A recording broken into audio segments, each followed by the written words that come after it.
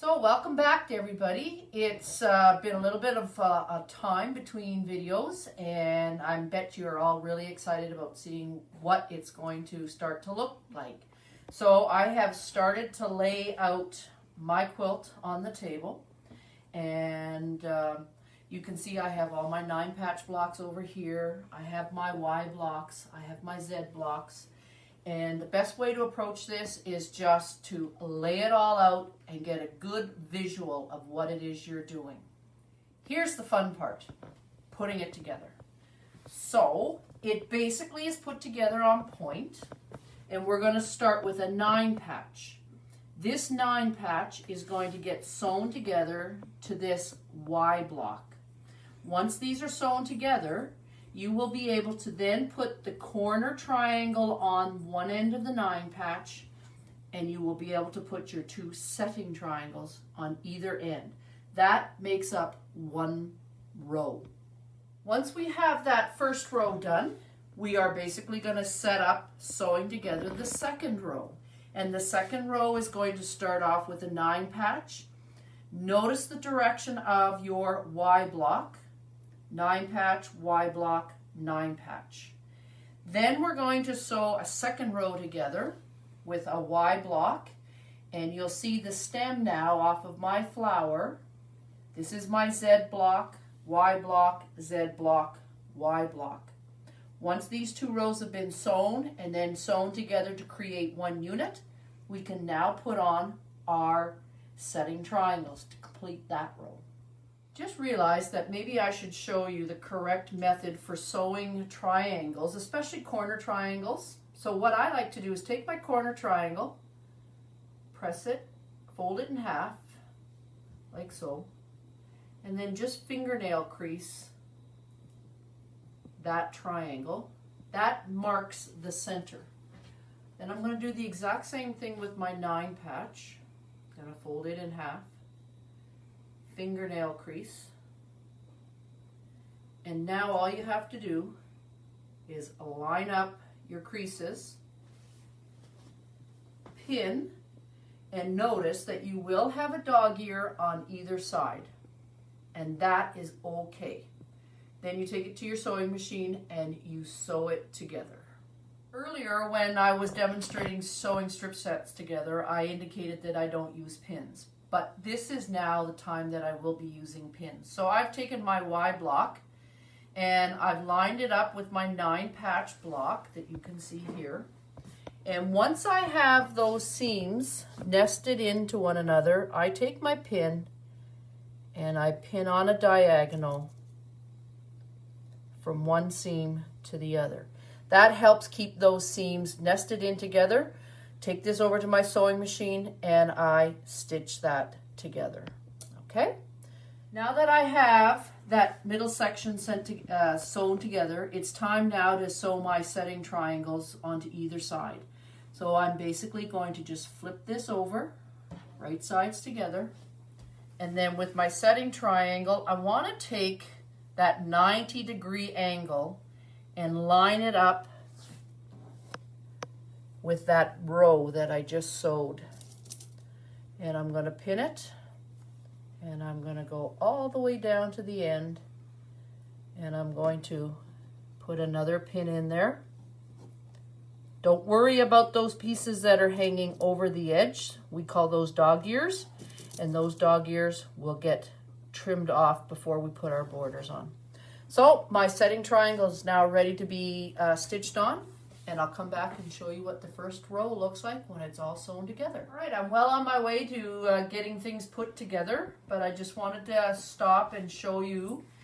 Here is my first segment or first row sewn together.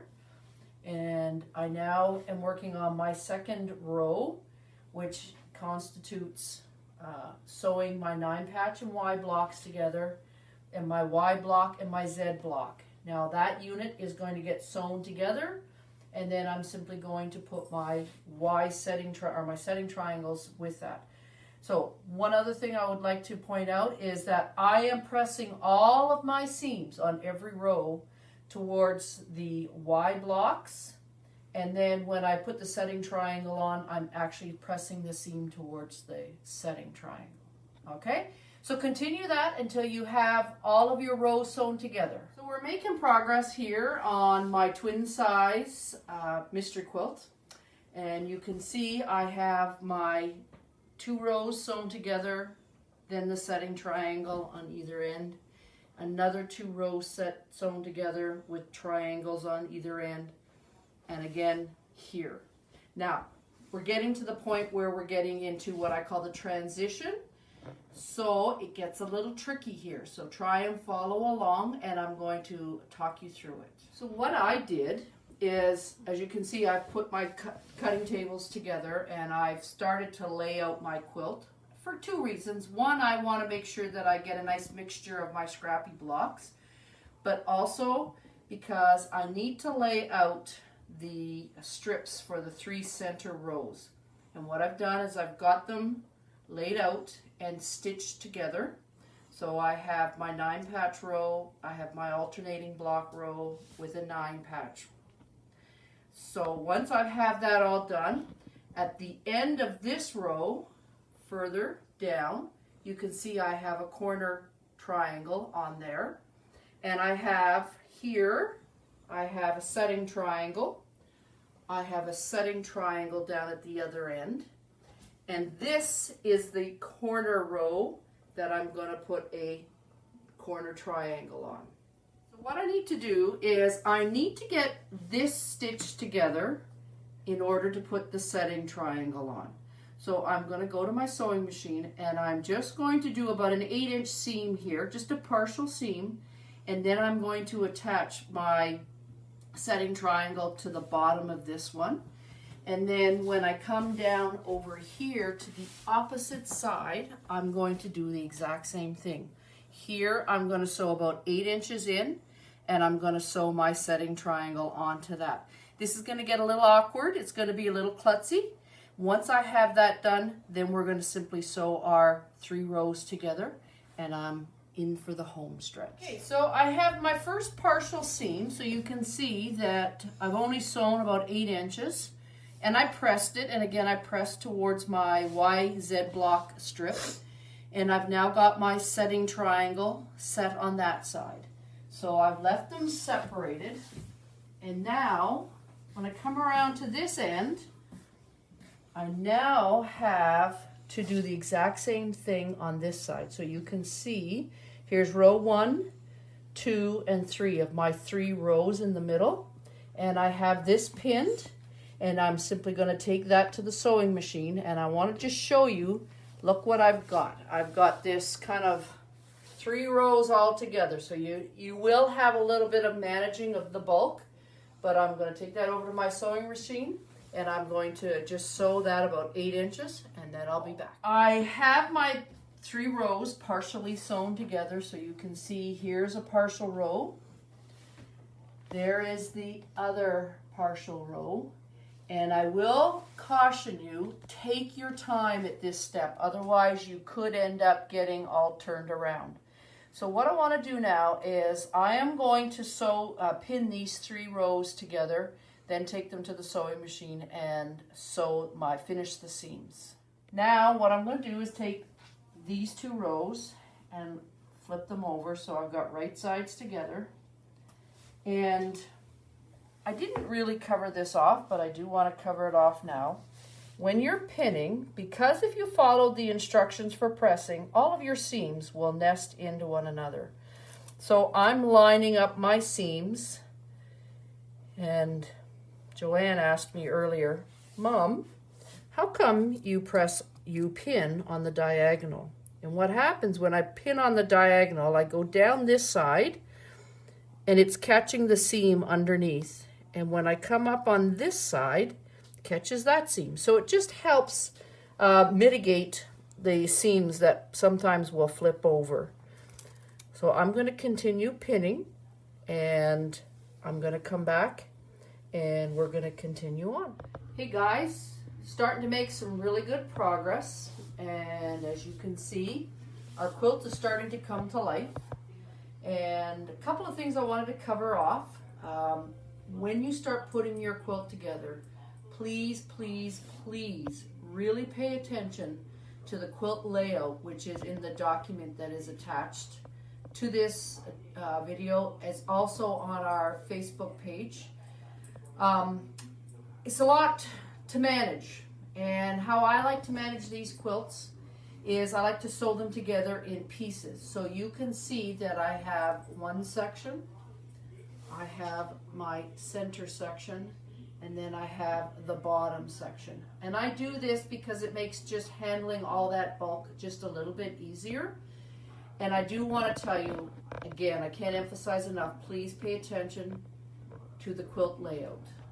Why I emphasize this so much is after I had everything laid out and was putting all things together, I realized that I had a lot of extra 9-patch blocks, my Y blocks and my Z blocks. I must have been missing a row, and I actually was. I was missing one of my center rows, so I had to go back and splice that in, which I did, not a problem. So through the learning of my mistake, again, I can't emphasize enough to watch that quilt layout.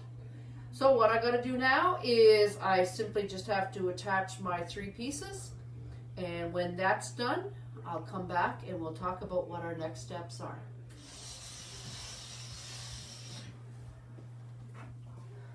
All right, are you ready for the big reveal? Because it is done. The center of my twin size quilt is done. What do you think? I am so pleased with what we have accomplished. So what I'd like to do now is talk about our next steps. So you guys are all going to go back to your sewing rooms. You're going to start working on your center of your quilts. And I think probably a week is going to be enough for a lot of you who are doing the larger sizes. I know some of you are doing smaller ones, and you'll probably get them put together rather quickly. So bear with those of us who have chosen to do larger quilts. And when we meet next, we will start preparing our quilts for our borders. Now we are going to be putting mitered corners on this quilt. So don't roll your eyes, don't get too worried, because I have a fail-safe method of teaching how to put mitered corners on, and they'll be perfect every time. I hope you've enjoyed this. This is Jackie from Myra Stitch and Post, and please, please post your pictures so we can see how you are making out. Cheers.